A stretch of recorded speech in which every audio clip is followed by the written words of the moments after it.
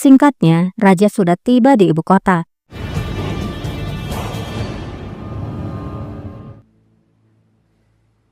Demikian juga dengan Hussein. Raja lalu memberikan perintah pada Hussein, "Pergilah ke mansion Ayizade, bawa dia padaku segera." Huzuruma getir. Emredersiniz hünkârım. Qasim pun berkata, dia pasti sudah menyadari bahwa dirinya telah terungkap. Dia memberikan itu untuk menutupi kejahatannya, seolah-olah dia tidak mengatakan kata-kata itu. Raja menjawab, mereka ingin mendapatkan waktu luang. Mereka menunggu surat itu yang menyatakan bahwa aku sudah meninggal. Mendengar hal itu, Qasim pun terkejut dan bertanya, apakah sesuatu terjadi di Iznik? Raja pun bercerita, mereka telah mencoba membunuh kami Valide, aku, Ibrahim dan Qasim. Allah'ım senin kardeşlerinin canına Qasim pun berkata, Tuhan memberkatimu dan adikmu. Syukurlah, Tuhan memberkati hidupmu, dan kita akan melalui hal ini. Raja menjawab, mereka semua akan ditangani Valide, terutama Ahijade Effendi dan juga putranya. Keduanya harus dieksekusi. Namun Qasim berkata, putraku, apa yang kamu bicarakan? Bahkan mengeksekusi hakim di Iznik, itu tidak sah. Bagaimana bisa kamu membunuhnya? Tidak peduli apapun, Ahijade adalah Syekh al-Islam. Dia tidak boleh dibunuh. Itu tidak pernah terjadi sebelumnya. Pecat saja mereka berdua dan kirim mereka ke pengasingan dan lupakan topik tersebut. Olacak şey mi bu? Zinhar görülmüş şey mi? Azledip sürgüne yolla bitsin kapansın bu mesele. Padişahın dahi katledildiği günleri gördük. Namun raja menjawab, bahkan seorang sultan dibunuh Valide. Siapakah Ahijade itu? Qasim menjawab, aku sudah mengakhiri zaman kegelapan itu putraku. Negara Ottoman bukanlah negara yang lemah. Itu diatur oleh hukum. Kamu memang penguasa. Namun tidak peduli apapun keadaannya, kamu harus mematuhi peraturan dan ada istiadat. Sehingga kegelapan itu tidak akan kembali lagi. Diyeceksin ki o karanlık devir tekrar açılmasın. Di lain sisi, Ahijade dan Sinan kembali bertemu. Sinan berkata, apa yang kita takutkan akhirnya menjadi kenyataan. Yadigar Pasha telah mengacaukannya. Sultan Murad dan Pangeran telah kembali ke ibu kota. Dan atas perintah Qasim Sultan, Gulbahar Sultan telah dimasukkan ke dalam penjara. Mufti menjawab, mereka juga menahan putraku Syed. Mari kita akui, kita telah terpojok Sinan Pasha. Köşeye sıkıştık Sinan Paşa. Gel. Tidak lama, penjaga masuk dan mengabarkan bahwa Mirahur Hussein ada di sini. Mufti pun menyuruhnya untuk masuk. Gelsin.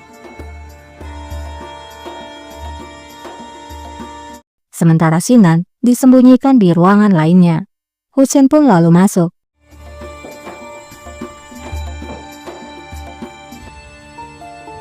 Ey Rüstem Efendi. Hussein berkata, Syekh al-Islam, Raja telah memerintahkanmu untuk segera datang. Mufti pun menjawab, baiklah, kamu bisa pergi dan aku akan datang nanti.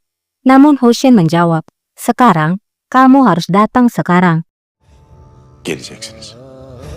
Melihat Mufti hanya diam saja, Hussein lalu memerintahkan prajuritnya untuk menahan Mufti. Ne yapıyorsunuz siz? Mendapatkan perlakuan yang tidak hormat, Mufti berkata, apa yang kalian lakukan? Kalian tidak bisa memperlakukan Syekh al-Islam seperti ini. Biarkan aku pergi. Aku akan pergi sendirian. Mufti pun akhirnya pergi bersama Hussein. Muamele yapamazsınız. Bırakın beni. Kendim giderim.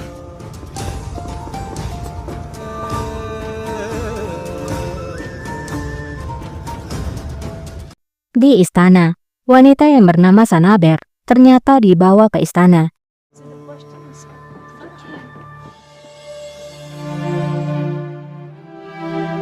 Dan saat memasuki harem, putri berpapasan dengannya.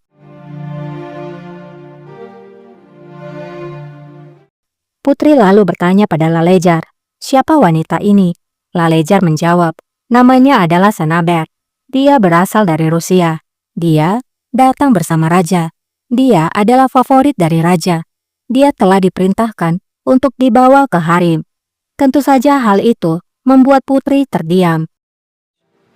Müsaadenizle.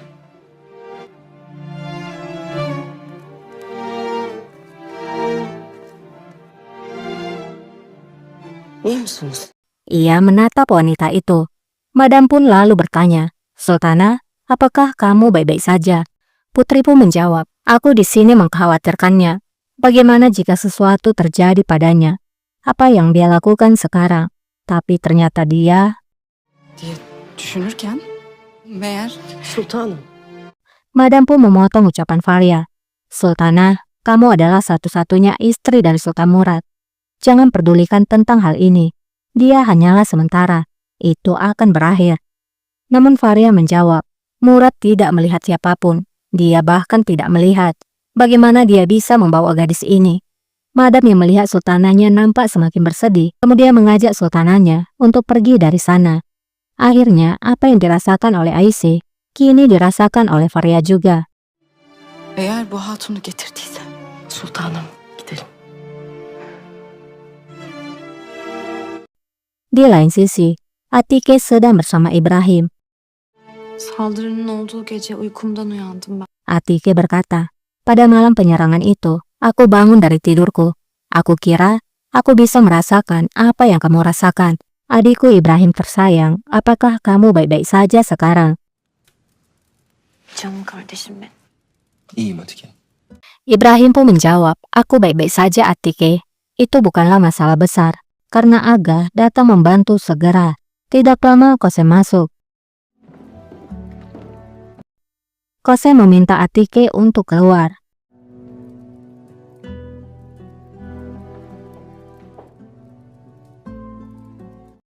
Kosem kemudian mengelus wajah Ibrahim, kemudian berbicara, "Kamu mengalami masa sulit di Iznik.